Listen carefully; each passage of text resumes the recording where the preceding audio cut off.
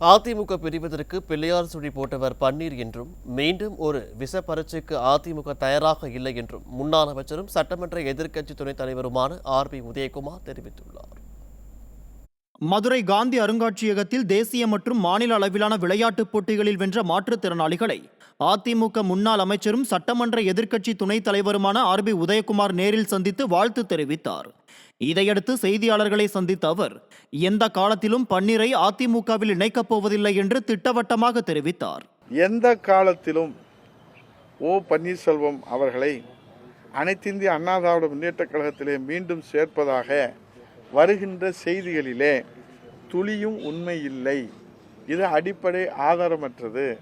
எந்த ரகசியமான விவாதங்களும் நடைபெறவில்லை என்பதை அழுத்தம் திருத்தமாக ஆணித்தரமாக பொதுச் செயலாளருடைய உத்தரவோடு நான் ஊடகங்களுக்கு தெரிவித்து இன்றைக்கு அனைத்திந்திய அண்ணா திராவிட முன்னேற்றக் கழகம் பல்வேறு நிலைகளிலே களத்திலே மக்கள் பணி ஆற்றிக் கொண்டிருக்கிறது.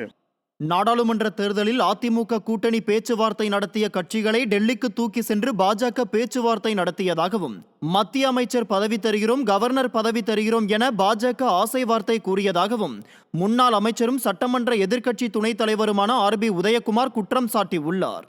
இந்த 40 தொகுதிகளிலும் அவர் வேட்பாளரை தேர்வு செய்து அவர்களை களத்திலே நிறுத்தி தோழமை கட்சிகளை ஒருங்கிணைத்து ஒரு தோழமையை நாங்கள் பேசி முடித்தால் டெல்லியிலிருந்து வந்த எஜமானர்கள் உங்களை மத்திய அமைச்சராக்குறோம் என்று சொல்லி அவர்களை கடத்தி கொண்டு போய் விடுகிறார்கள்.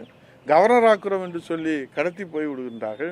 உங்களுக்கு இந்த தமிழ்நாட்டை பட்டா போட்டு தருகிறோம் என்று சொல்லி அவர்களை அழைத்து சென்று விடுகிறார்கள். அப்போதும் மனம் தளரவில்லை. அனைத்து இந்திய அண்ணா திராவிட முன்னேற்றக் கழகம் மனம் தளரவில்லை. புரட்சித் தலைவர் எடப்பாடியார் இன்றைக்கு ஒரு நிலையான அரசை இன்றைக்கு கொடுப்பதற்காக தமிழகத்தினுடைய உரிமையை நிலைநாட்டுவதற்காக பறிகொடுத்த தமிழகத்துடைய வாழ்வாதாரத்தை நிலைநாட்டுவதற்காக கூட்டணியை நாங்கள் சிவப்பு கம்பளம் விரித்து வரவேற்றோம். ஆனால் நடந்தது என்ன? மத்தியிலே ஆட்சி அதிகாரத்தில் இருப்பவர்கள் அவர்கள் சலுகையை வாரி வழங்குகிறார்கள். மாநிலத்தில் ஆட்சி அதிகாரத்தில் இருப்பவர்கள் சலுகைகள் சேவைகளையும் சேர்த்து வழங்குகிறார்கள். இதையும் தாண்டி கொள்கைக்காக, கோட்பாடுக்காக, தமிழகின் உரிமைக்காக, தமிழர் நலனுக்காக, தமிழ்நாட்டின் எதிர்காலத்திற்காக இன்றைக்கு புரட்சித் தலைவர் எடப்பாடி தலைமையிலே வெற்றி கூட்டணி அமைத்து களத்தில் நின்று மக்களை சந்தித்து மக்கள் அண்ணா திராவிட முன்னேற்றக் கழக கூட்டணிக்கு வாக்களித்து வெற்றிக்கான செய்திக்காக தமிழ்நாடு தவம் இருந்து கொண்டிருக்கிறது. தொடர்ந்து பேசிய அவர் பாஜக மாநில தலைவர் அண்ணாமலையின் பேச்சுகள் அரைவேக்காட்டுத்தனமானது என மக்களுக்கு நன்றாக தெரியும் எனவும் தமிழ் மொழி மற்றும் இனம் குறித்து அண்ணாமலைக்கு என்ன தெரியும் எனவும் கேள்வி எழுப்பினார். அண்ணாமலை என்பது ஒரு அறவேக்காட்டுத்தனமான பேச்சு என்பது நான் சொல்ல தேவையில்லை. இது தமிழ்நாட்டு மக்களுக்கே தெரியும். அதை யாரும் பொருட்படுத்தலை, அது யாரும் கவனத்துக்கு எடுத்தலை. ஏன்னா அவர் தாஜா பண்ணுறதுக்காக கூஜா போடுறதுக்காக அவர் அவங்க கூட்டணியில் இருக்கிறவங்களுக்கு அதான் சொல்கிறாங்க, தமிழ்நாட்டே பட்டா போட்டு தரேன்னு எல்லாத்துட்டையும் சொல்கிறாங்க. பட்டா போடுறதுக்கு அவங்க யார்?